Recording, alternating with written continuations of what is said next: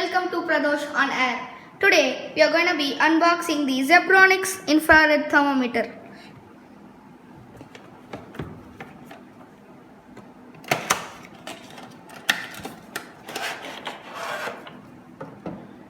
First we have the thermometer.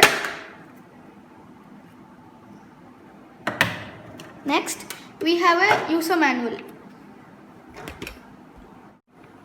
This is the Zebronics DT100 model of the infrared thermometer. To switch on this thermometer, we need to insert two AAA batteries.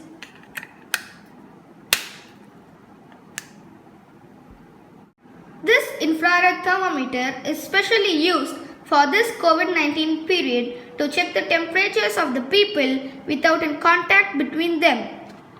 Now I'm gonna just check my temperature. My temperature is 98.9.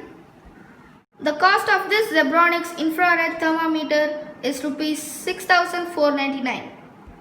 Okay guys, that's it for today's video. Hope you enjoyed it. See you guys in the next video.